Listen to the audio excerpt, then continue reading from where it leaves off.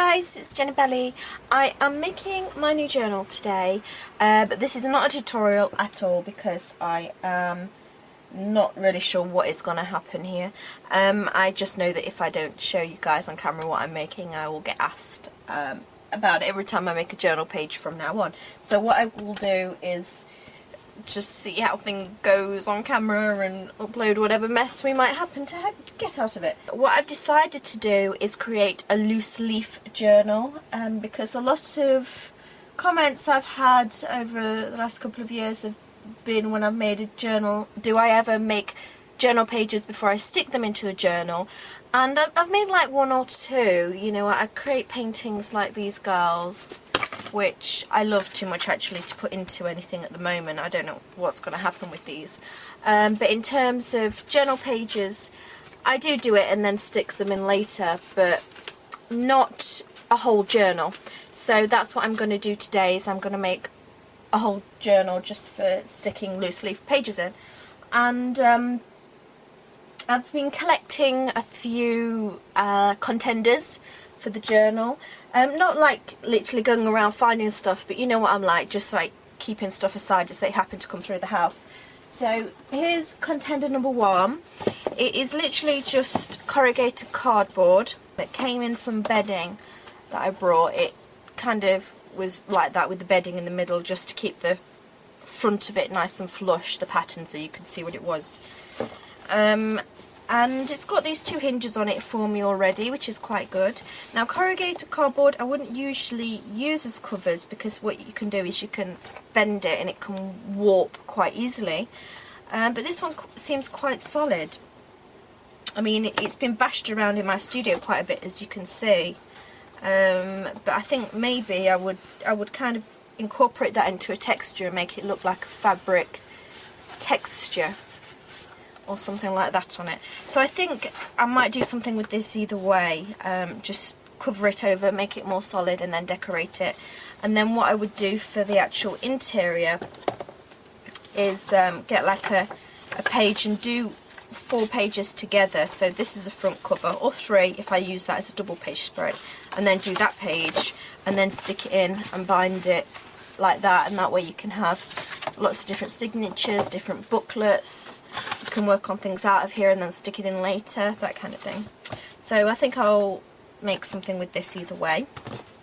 The second thing I have is this folder thing I got with some stencils, and obviously it's supposed to be a collector's thing where you get more tabs to put in from Martha Stewart. And these things are always quite good for it, but I don't know, I'm not in love with it for this, not as a main journal. I don't think the size is big enough for me to use as a main journal. And also, I wouldn't want necessarily to cover over the covers, but I want my art journal to have a little bit of me going on, you know, on the covers. So that's a no, I think, but it's still a good option if it was a bigger size. Another thing that I've got is this parcel thing.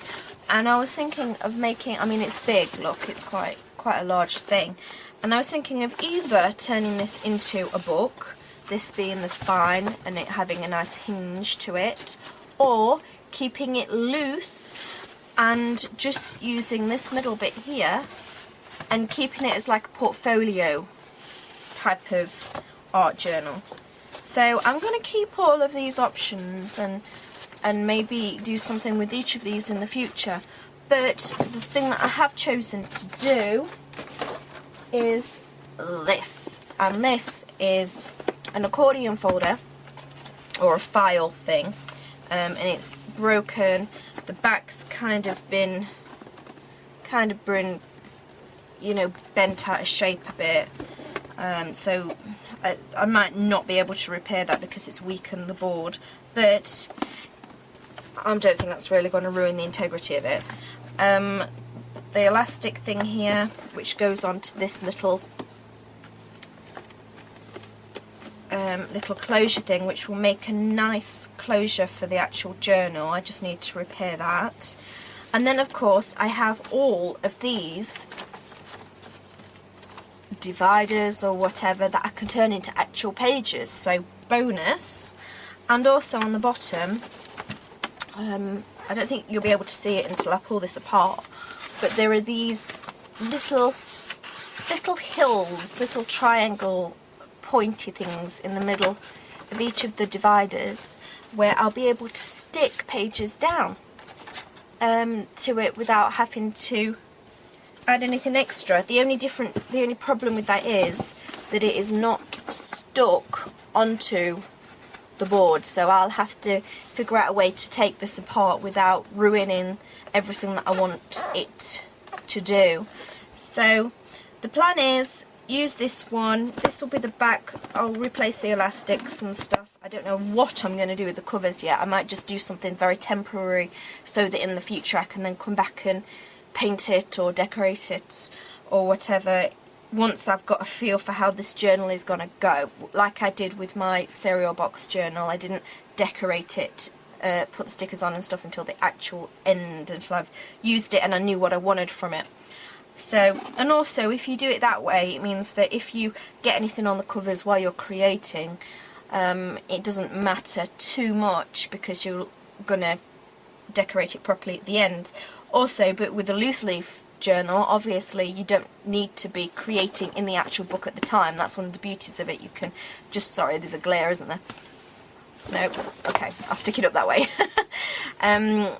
Yeah, you can create on something and stick it in later. So if you wanted to decorate your covers completely in the beginning and you didn't want to then ruin them through the process, a loose leaf journal is a great way for you to be able to do that.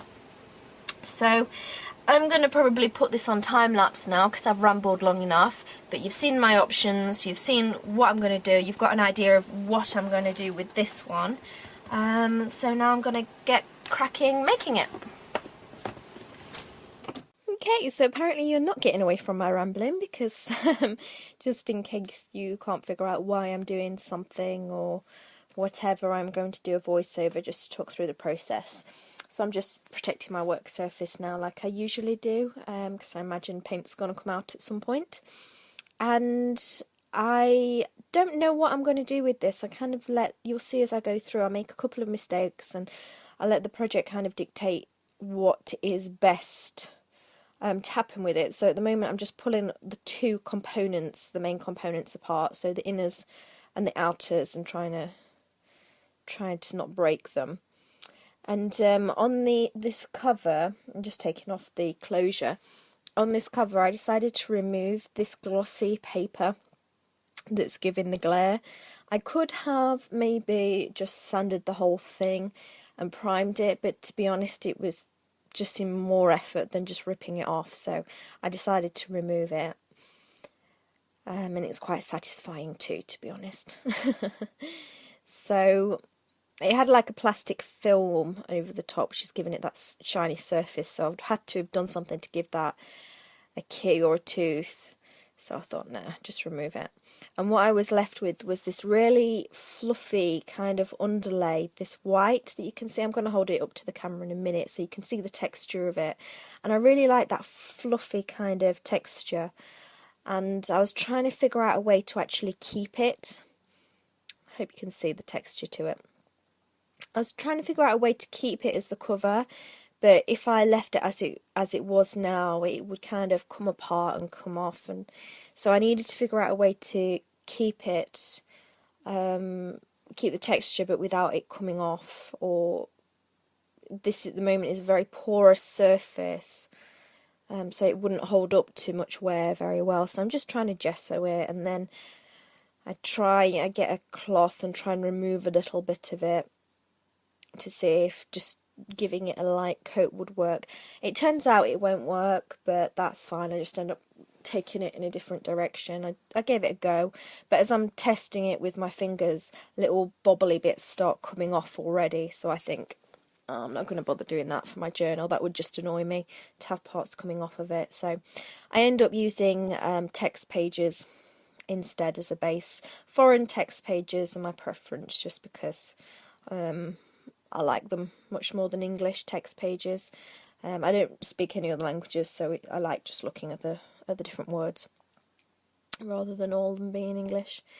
And I'm using a I'm just using PVA glue here, watered down PVA glue, and I'm using a brush, but you'll see me end up using a credit card just because it's easier to stop the air bubbles. I'm really working hard on this first one to try and make it smooth so there's no air bubbles and adhere it well, but in the end I just end up using a credit card because it's a lot simpler. And it does the work basically for you. And I rip off, on the first page I put down the whole page because I'm going to layer all the pages on the top of it. But if you look at any of my other journal pages or anything where I've used text pages, I generally don't like the edges of the text pages. I like the text paper to literally show text. So for the first couple I'm just putting them down with the edges because I'm going to layer over the top, so it doesn't really matter that they've got edges. But to the other ones I rip off all of the edges so that you can just see the text on it. Now I've picked up the credit card and you can see that it actually pulls, because the surface is very porous, the glue soaks directly into it, and what the credit card does, which the brush doesn't do, is it pulls that glue out from underneath the text paper and adheres it really well. So you're also making the glue go further, as well as it removing air bubbles, sticking it down well. I mean, look at all that glue that just comes back out as soon as I use the credit card with it. So this is what I'm doing, just layering up more and more of the text pages. And I don't go right up to the edges, and you'll see what I did to try and cover that up later on. But I couldn't really be bothered to do the proper... I don't know what I'm going to do with this in the future, if I'm going to alter this cover or whatever. Now, you see me put a little bit too much on here, but what I decided to do here is do a whole another layer of glue over the top, and with my scraper just try and do the crackle effect that I did in the bunch of backgrounds video that I did a while ago. So if you want to see how to do it properly, you can head over there. This time I've never done it with a credit card, so I don't know how the technique is going to go.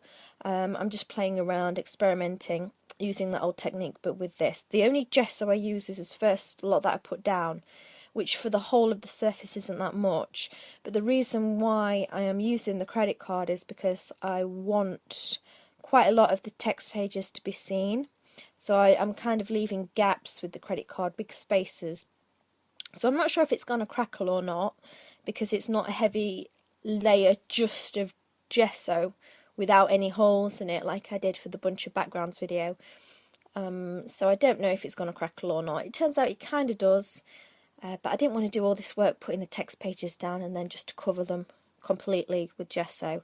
So that's why I'm kind of leaving big gaps, spaces.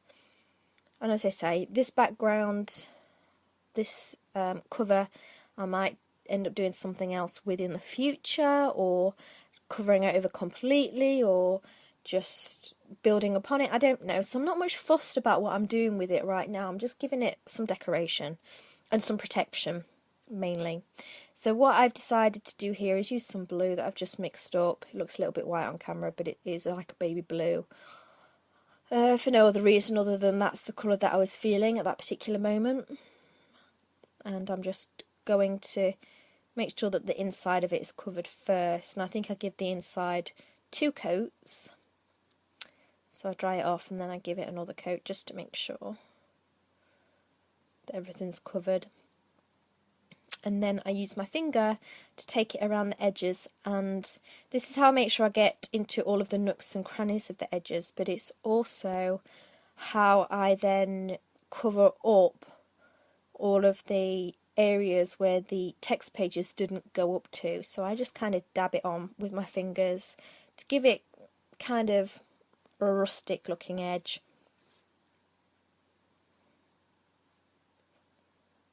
And I end up running out of this blue paint, so I mix some more in it, decide I don't want it to match this paint, so I put a little bit more of the blue in it to make it darker, and then do kind of a tonal effect on the areas that I have already done. I just go over them a little bit with the darker blue. So as you can see in the top left corner, there's a bit of crackle going on. I'm just adding some more blue to the mixture now, just to make it look a bit different from what it did before. And I'm adding it onto the edge where I ran out of blue. And then what I also did with this darker blue is then take it over the areas where I just put the lighter blue on. So like at the top now, not all the way so it covers it completely, but just so that it ties it in a little bit more. And that's the covers done at least for now. Now with the inners, I've not really got a clue when I start doing this what I need to do with the inners to make this a workable journal. And I make mistakes on it, as you'll see with the elastic that I'm about to put on now. I make a mistake with the elastic and completely have to remove it at the end. That's all fine, you know, you don't have to be perfect in everything that you make with projects. Mistakes is half of the learning curve with it. You have to go through what doesn't work a lot of the time to find out what does work, particularly when you are doing something that you've never done before. And I get asked quite a lot about, Jennibellie, I have this, what would you do to make it into such and such? Or I have this, what would you make out of it? And to be honest, I don't have the answers for everything. What I know, I just know because I create things and I practice with things. There is very little that you can do to any project that will be completely irreversible. So if you have something that you want to make into something, do it. Just do little steps with it. Let the project tell you what it is it needs. At the moment, I'm just touching up areas where it's broken. And at the edges here, I've got parts of the accordion that are torn. So I'm just putting glue on them and reinforcing them with washi tape. I mean, I don't know at this stage what I'm going to do with this accordion. So I'm just doing kind of a very quick repair to it. As long as the accordion still goes flat and still works, then I'm happy just to kind of leave them as they are for the moment. And who knows what's going to happen with this in the future as well. So just doing a bit of a makeshift repair. I've never made a journal out of an accordion file before, so I don't know exactly everything I'm doing. I'm just letting the project tell me what it needs. So as I'm snipping down here, this could have probably been the worst part, to be honest, as I'm cutting through, and you'll see what happens at the end. But you'll see as I'm making these cuts here, I'm fiddling around with the folder and figuring out what it needs, what cuts it needs to be made workable for what I want. And I just make little snips in it. I mean, that's probably the worst thing. The way that you could ruin it most is by hacking something apart entirely. Just do little snips if you don't want to risk doing something big. Just do it in little pieces. And now it's telling me that these flaps need to go down to make this secure. Fine, I'm gluing these flaps down. So yeah, I mean, I don't have a big book of anything telling me you need to this is the next step or anything. You just intuitively go along. If you want to make something out of something, you will find a way to make something out of something. So just do whatever is telling you to do. So what I end up with here is an accordion with 2 pockets either end, and that wasn't actually what I was aiming for initially. I was trying to keep a couple of the pages in it, but as I went through making the cuts, it was evident that that wasn't going to be stable enough for me to do that. So that's fine. I just took them out and kept 2 pockets, one at the front, one at the end, which is great, and I'll just add pages into it as I go along. And I think actually now I prefer that because it is entirely a loose leaf journal. There's no pages to pre-do in it. So actually the project knew better than what I was aiming at initially. And this is where I'm going to find out that the elastic part is wrong. You'll see me make the realisation, oh, what do I do now? What I was supposed to do was put the elastic through the hole at the back as well. And I didn't, I just put it through this one. It's no big deal, it's only elastic. I cut it off and I stick another piece on, you know, it's not going to ruin the project. So don't be scared to ruin the project. If you do something like that, just cut it off, stick a bit more glue on, stick it down, you know, do what you need to do, no big deal. Most steps are reversible. Or figure it out a different way. There's nothing that I think you can't figure out really. So I'm just smushing this down to make sure it adheres well. And at this point, I don't know if I want to stick the accordion down onto the spine, but I decide I do, because if I don't and I start sticking journal pages to it, it will kind of buckle, it will come out and it won't be as stable, so I'm sticking it down to give it stability. More glue, and I'm very heavy-handed with the glue, if you haven't told by now through other projects. I want my projects to last. If I'm going to spend the time making it, I want them to last. So I am quite heavy-handed with the glue. Smushing it down, on goes the elastic, and I think that is pretty much it. Right, so here's my finished journal. It's obviously quite basic for the moment, and this elastic won't work for a little while. It's a bit too loose, but the closing isn't going to stay this skinny. It'll obviously expand as my pages do. And I've got the pocket in the front, the pocket in the back. I'll obviously cover these bits over as well, put a journal page down or whatever. I have some journal pages to put in it. So how I'm going to do it is I have kept the accordion section from, I've taken the pages out so I can still use the pages as my journal pages. And what I'm going to do is stick these on with washi tape or whatever, or if I wanted to, I could get the booklet idea that I talked about at the beginning, bind it and then stick that in one of the grooves and then just tie that on the spine. I might do some tying on the spine anyway, just to give it some decoration down there. But this is it. I've kept all of it quite basic because I don't really know how this is going to work out or what I'm going to want to do with it in the future. But for the moment, I'll keep adding these pages in.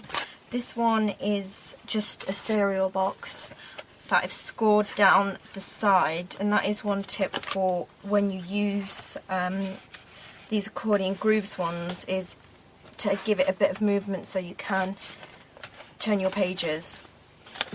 Whereas this one, it's going to go in a groove and then pretty much just stay there, unless I might give it a natural.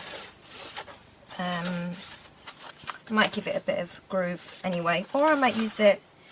Yeah, I think I'll use it to cover this one because it was my first free loose leaf page that I did. You can also use different sizes. Obviously, this again is another piece of recycled cardboard.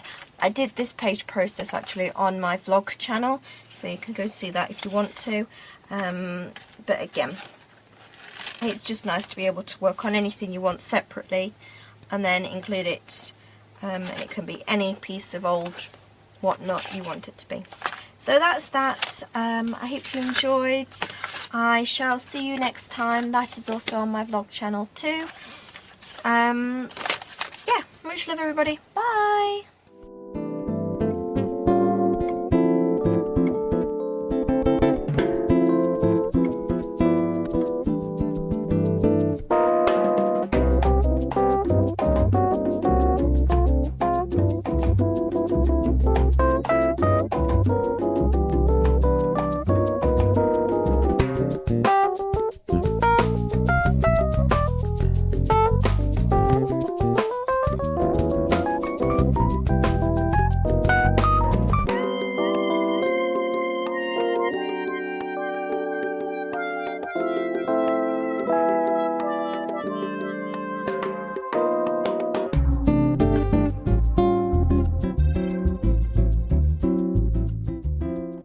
Process of this page excuse me, channel, so excuse me, on my vlog channel.